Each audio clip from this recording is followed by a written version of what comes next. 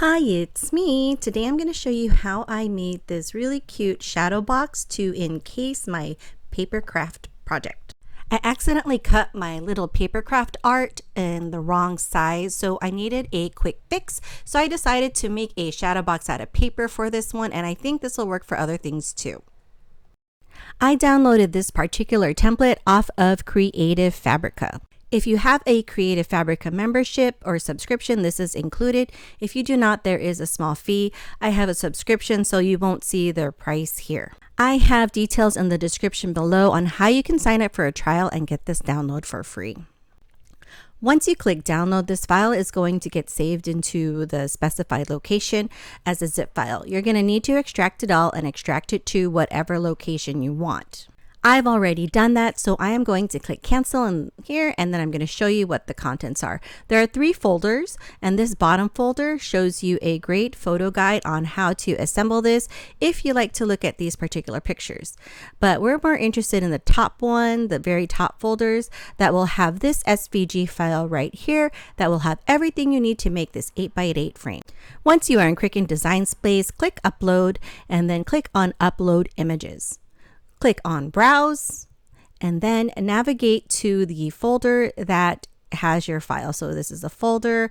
I'm going under Frames, the very top folder, the next very top folder, and the very bottom SVG file. So just pay attention to what it's called. So once you select that file, click Open, and then Cricut will show you a preview, and then click Upload, and then it will be there. So we're going to click that and go ahead and add it to your canvas. When it's added to your canvas, it'll come in like this. Let's go ahead and ungroup it after we see all of these files, just so we can get a better idea of what everything looks like. Naturally, SVGs come in grouped.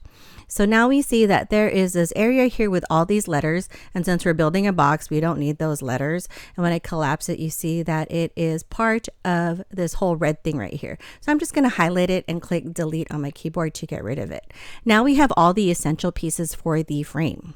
We have the back piece, a piece that's going to cover the front, and then these 3 pieces make the side pieces. So this frame is sized to fit an 8x8 inch project, and because I need to resize it, what I'm going to do is I'm going to center everything all together so that we have the overall dimensions of it. And I've learned that if you increase the width or the height equally by 0.5 inches, it will increase the length and width by 1/4 of an inch, which is exactly what I need for my project. So now I'm going to need 4 sides because they only gave us 1. So I'm going to right click on this and duplicate it. So then now I have 2 sides, and I'm going to keep this one highlighted and then press Ctrl D on my keyboard to duplicate it 2 more times. Before I click make it, I want to zoom in and show you that each one of these little score areas are actually little dash lines. So you'll get these tiny little cuts around it that will make it easier to fold, similar to a perforation blade. So I just wanted to point that out, that you do not need a scoring line or a scoring stylus for this project. I'm going to go ahead and click make it, and then you will see that this project sits comfortably on 6 mats using 12x12 inch cardstock. I'm using heavy cardstock for this project, but you could use whatever you like. So click continue, and then you'll have all your pieces. For this project, I used antique gold Star Dream metallic cardstock because I love that it is heavily weighted, and it also has a really nice shimmer, which doesn't really show up on camera. So here I am just organizing all the pieces, because when I demap things, I just kind of throw them around, and so I like to sort them out so they're easier to get to later. These are the side pieces, and this is the main side piece, and then these little guys will be glued onto the sides. Not like this, I had to flip them later, but they will be glued on the side. So when we're folding this main side piece, everything is going to be a valley fold as shown, except for one piece. So there's a valley, there's another valley, there is another valley right here, and then one more valley right there. So when you get to that little skinny part, it's actually going to be a mountain. So there's the mountain. And then we are going to fold this piece back right here as a valley. And then that's going to be the glue tab that completes this little rectangular angular box thing. So next we're going to do these guys, and then now I have 4. So we have 1, 2, 3, 4, and I'm just going to put it to the side. Next, we're going to move on to these little side pieces, which will cover the ends. These are really easy to fold because everything is just a simple valley fold. So you're going to have 4 that look like this piece right here. And there they are. And here is the 4, magic. And then here is the other 4 that's going to cover the other side of that long piece that I folded earlier. So here they are. Here's 1, and then magically all 4 are folded. Oh, editing is great. So I'm just going to stack these like pieces on top of each other again so it's easier to find later. So here is the main long piece, and I am going to glue all these little glue tabs onto it. And you see this is the wrong way. There's a little gap when I try to fold it forward. It actually goes the other way. So make sure those little pieces face out. So when you put them back in, it will be just right. I am using my favorite Uhu glue for this project and then a rolled up piece of paper to act as my brush. What I'm going to do is I'm going to dot a small piece of glue onto that makeshift brush, and then I'm going to put it onto these little tiny tabs. So glue that first tiny tab into that little area you see right there. It fits in like it's supposed to, which is great about this template.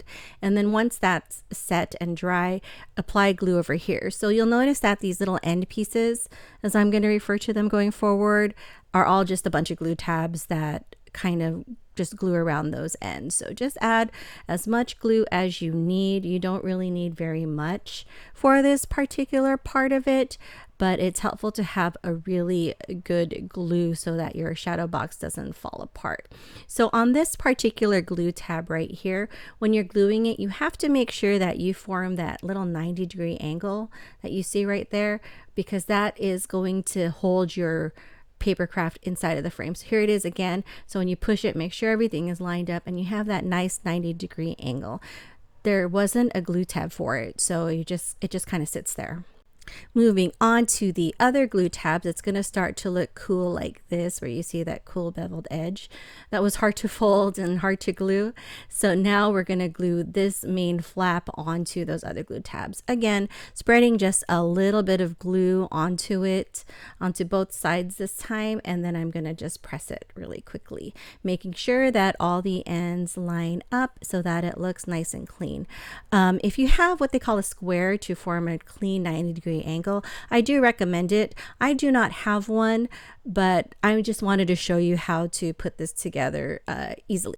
Now that we've had those sides glued down, we're going to shut this box, and by doing that, it's the toughest part. So I've learned that if you pull those little tabs out, apply the glue, and then shut the lid or glue down the top, it makes it a lot easier to press down just like this. I'm going to press it down onto those glue tabs that were sticking up, and then it'll stick. And I'm going to press it and make sure that everything is lined up nicely so that it's not too bad. Finding the balance between using too much glue and too little glue is pretty tough, so it's something that you kind of have to work on. But here is the finished side, and I'm going to repeat that same process on the other 3 pieces. Once all that gluing is done, we're going to take it and we're going to make sure that that beveled edge is facing down. And then what we're looking at is actually the back of the frame. And when we glue it, we're going to apply glue onto those ends because it's like one giant glue tab that's going to connect to the other piece like this. And what I'm doing here is I'm actually pushing it down so that it forms a right angle. This is going to be the bottom of my frame, so that way it sits nicely, because sometimes if that point is pointing out too far, it won't be very balanced. So that's why I'm just pushing it down onto the table like so that the bottom end is at least flat. So now that those 2 sides are glued, I'm not going to glue on the top yet because that's where I'm going to put in the frame. Once I have those 3 pieces glued, I'm going to apply glue here. And I might be going a little bit crazy with glue here, and I don't know why. I think it was late. So here I am putting on that back piece so that it is there and it covers the back, and now it's starting to look more like the back of a picture frame. Look at that. It's basically done. So here is the project that I'm going to put inside, and you have a choice of whether or not you want it to stick out farther. You could shove paper in the back there, or if you just want it to lay down flat like this. I'm going to be complicated and put it somewhere in the middle. So I'm using these Bearly Arts QBs strips, and they are nice and tall. So I'm going to put this one here, in here, and here. And these are really great because they're super sturdy. I'll put a link down below so that you guys can buy them if you want them. And here I am putting down the picture frame or the little paper craft that I put together. And then when I wiggle it, it won't fall out because that is some durable foam tape. So now I am gluing on the last piece. Make sure to put glue on the front and the back sides of it where needed. So now it is glued down and it is set. And now I'm going to cover up the folds that didn't quite meet nicely. If I used a square, they would have been great, but that's why they have this piece to make it look clean and smooth on the front. So there it is. I really love the way that this turned out, and I'm thinking of also using it for rolled paper flowers. Anyways, I hope you guys enjoyed this video. If you have any questions, comments, or things I can improve on, just feel free to comment down below. Take care. Bye.